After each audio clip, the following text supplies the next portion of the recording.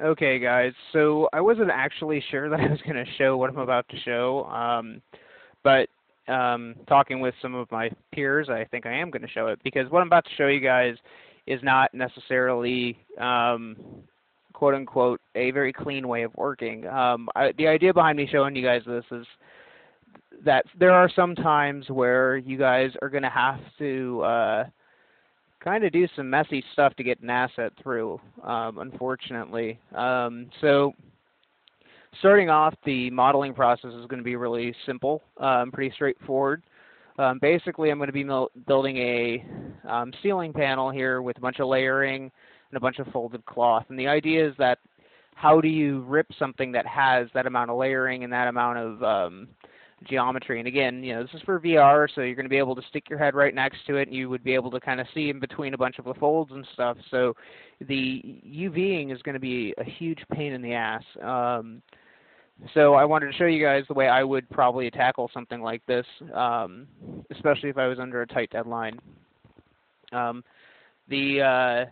it's essentially it's a pretty straightforward process. We're basically going to be doing auto mapping essentially on the asset in conjunction with a bunch of planar mapping and a bunch of stitching and that kind of stuff. And by and large, it's not anything like crazy. I'm making it actually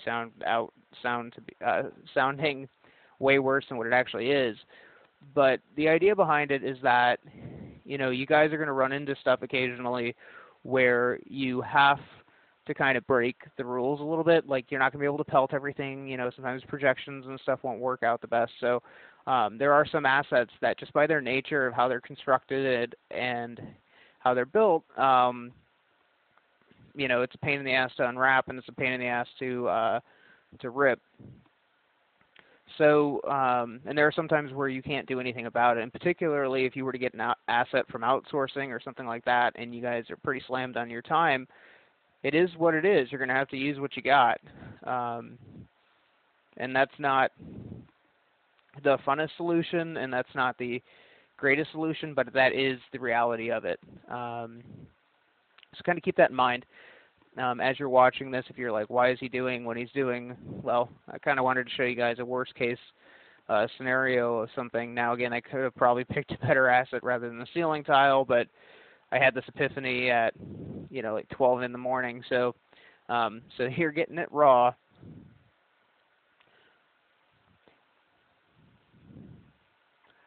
And again, we're going to be doing all the similar things we've already done inside a 3D coat, right? We'll be cutting stuff. We're going to be moving stuff around. And we'll be creating the layering. Again, working in multiple layers, that is one of the saving graces of what we're doing here. It'll make things that much, much, much easier for us in the long run. So just make sure you're doing that. And yeah, hopefully you guys find something, interesting out of this. Hopefully, you guys don't have to do this often. Hopefully you guys can just work clean. And hopefully that happens for you guys. In my experience, that it doesn't happen all the time, especially if you guys are roughing stuff in really quick or you're prototyping stuff. Oftentimes, depending on the company that you work at, when projects, you're starting off on projects, you just don't join a project a lot of, well, not a lot of times, but if sometimes you don't really just join a project. Sometimes these projects start off and you're the only artist that's on them, and you have to work quickly and you have to get ideas out. And one of the ways to do that is to cut corners, and sometimes you have to do that. It's not necessarily a bad thing, but it's something to be aware of.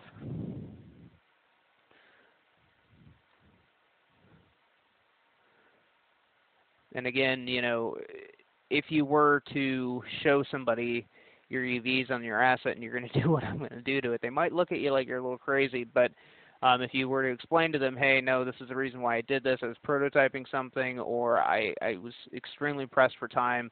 I know that in VR there's potential to see this from all kinds of angles. I initially was planning on using the ceiling tile as a floor piece later on. Didn't actually end up doing that in the final demo, but again, you don't really know until you go through it, until you kind of you kind of put your best foot forward. Again, 3D Coat to the rescue with that voxel library there, just making things really easy on us and saving us a ton of time just because of the asset reuse alone. I'm not going to talk your ear off too much on this. I'll chime back in once we jump into the UVing portion of it. Everything else up to this point, you guys should have a pretty good understanding of how to do it all, so you don't really need me to kind of chat away while this is going on. So hopefully I can find some new music to play for you guys. Or if you don't like heavy metal, now would be a great time to put on some music.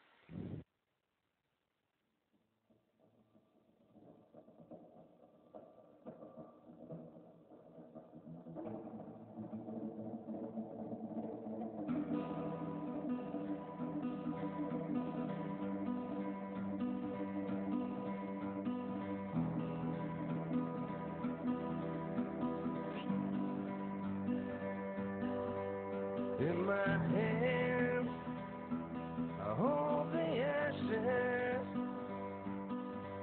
In my veins, black threads run. In my chest, black catches. In my way, setting sun. Dark clouds get around me. To the west, I'm so bound that I will go on ahead free. There's a light to be found. Last the hill light in the west. Last the hill light in the west.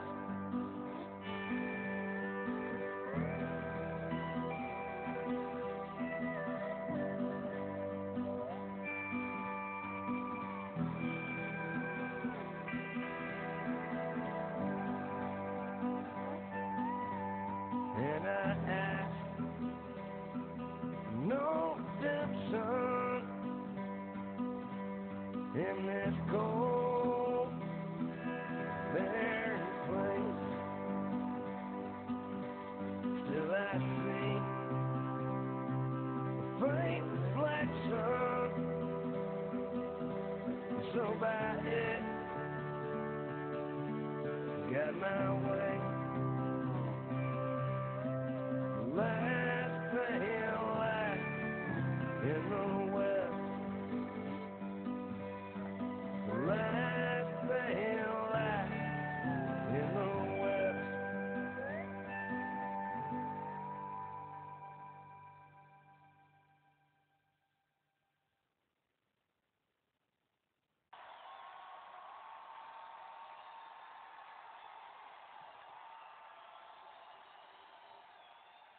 Watching fail, mirror burn, God is saved by the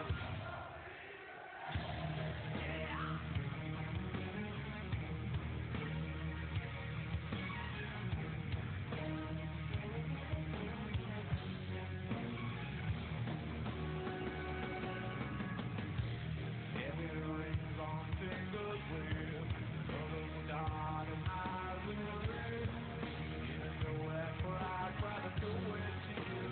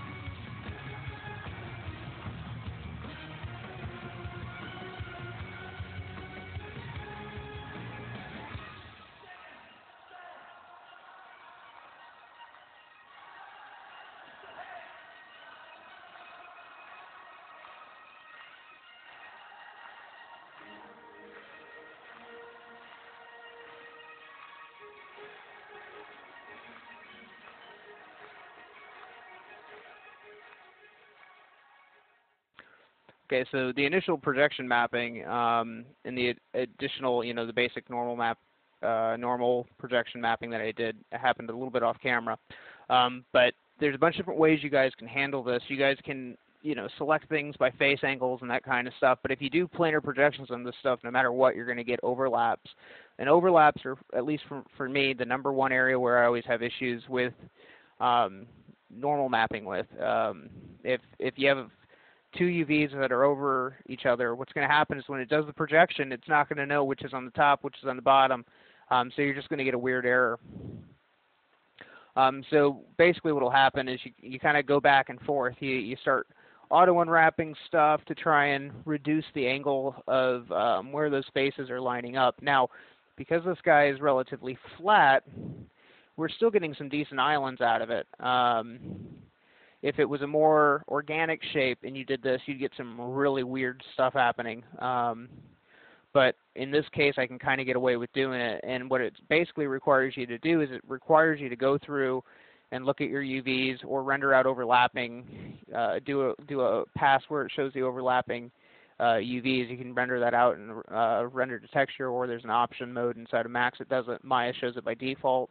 In the new version of Max, it shows it as well, or 2017, but 2017's buggy as hell, so I didn't download it. Love you, Autodesk. Keep screwing up our softwares. Absolutely amazing how much they, really, it almost feels like sometimes they go out of their way to mess things up on some of this stuff. And I know that sucks to hear if anybody from Autodesk is actually listening to this, not that they probably would be, but, it really does suck as somebody who spends so much damn time with their software. It's a huge pain in the ass. And, you're really looking for the areas here that are going to cause issues, right? Like, for me, I'm like, okay, I tried the unwrapping, I tried to do the planar mapping and that kind of stuff, and it was just a pain in the ass. So I'm basically looking now in the mesh to try and find areas. And, you can see them pretty quick here when you kind of split things and move them off. And I'll keep reprojecting that face back down to try and make sure I'm maintaining continuity and trying to maintain the actual, so I don't get any stretching or anything, or I mitigate the stretching. But these kind of assets, these are for environment stuff, this is some of the worst stuff to deal with, where there's overlapping curvy shit that you have to deal with. It really does suck. So, it's a kind of continual process of projection, move the faces off, projection, move the faces off, stitch those faces together, relax those faces, reproject, and you're just kind of trying to walk through and remove as much overlap as you can. And once you do that, split the object based off of smoothing groups. That'll help out a ton. We're going to go back inside a ZBrush and we're going to split the object apart so we can separate it based off of polygroups. And again, that'll just help us in general when we go to do the ripping. It'll also it'll make things easier. And then if you get into a situation where you have to explode the mesh, you can do it pretty quickly because now all the high-res stuff is separated. You can literally just step through the rips individually. That's another asset that I didn't show you guys. It was a book. It's not that impressive. It's just a book. I get asked a lot, how often I go through and ZBrush the assets. It really depends. For a scene like this, most of the assets would get a ZBrush pass just because it's kind of a beaten up, organic-y kind of environment. If it's a hard surface stuff, probably not so much. Although I am, probably this summer I'll just be going through and just doing a bunch of ZBrush stuff, because during the summertime is when I kind of do my R&D stuff. So you guys won't be getting any tutorials from me during the summer, unfortunately. But that's okay. It helps me learn and gives me a break from doing some of this stuff, because it's kind of a lot of work to do all the tutorials, to be honest with you.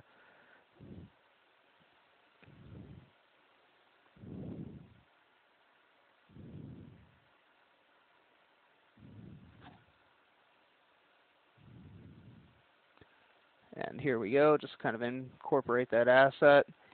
And believe it or not, that rip went through, strangely, went through, I think, the first or second time. There wasn't any weird cuts that I did. It It just happened to work, which never happens, but it just happened on this.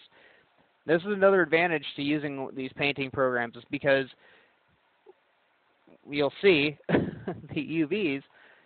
I mean, good luck painting on this stuff. You're not going to know what the hell it is. You're just not. You need to have the object there to kind of see it. I mean, you can kind of BS your way around it, but you're going to have a hard time with it. So really, I encourage you guys, if you're watching this or you're on the fence about getting Painter or Endo or Dedo, you know, I strongly recommend getting it, because you know, the time saver isn't just in the fact that you have all the scan library. There's a time saver in the fact that you don't maybe have to have the UVs the same way that you traditionally would. You can, you know, take some liberties and, you know, bend some rules and stuff, which definitely does help.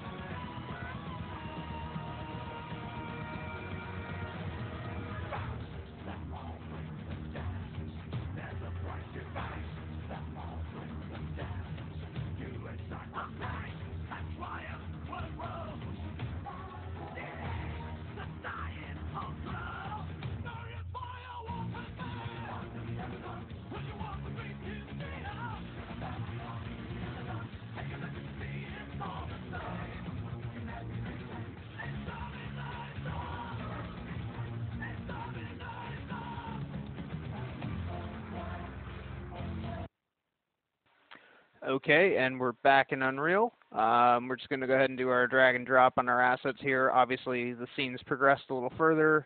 And there's been some lighting, obviously, but this will help me kind of get a better vibe for what's going on with it. I'm going to obviously vary the base textures and whatnot a little bit.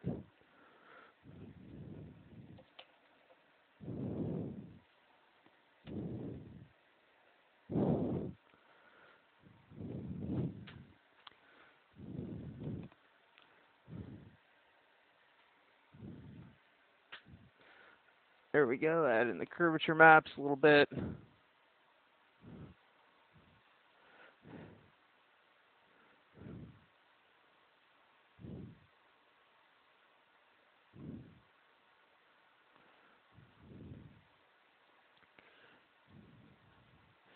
And drag and drop.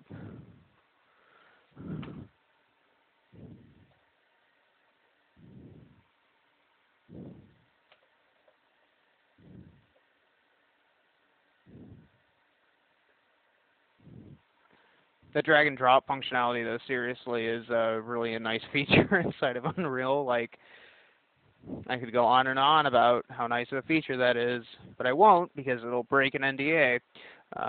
But it is very useful. So thank you, Epic, for doing that. Now, I'm not going to put the back faces on this guy because I know the BSP is going to be sitting above it. Actually, I might put the back faces on it. Actually, I think I do, actually. I don't know if I show it, but I think I actually end up putting there we go. And again, you know, having the extra geometry and stuff there visually does add a lot of extra salience. Now, in terms of performance and stuff, the extra vertex triangulation and triangles aren't going to do much. Like, I mean, straight up, they're just not. If anything that's going to cause your frame rate to drop, it's probably going to be all the post effects and that kind of stuff. If you're doing a bunch of stuff for VR, you're going to probably want to nuke all of that stuff unless you're running on a really high-end card like a Titan or a 1080 or something like that, which isn't unreasonable, by the way, for VR content. It's really not. So we'll place that, and we'll be good to go off of this.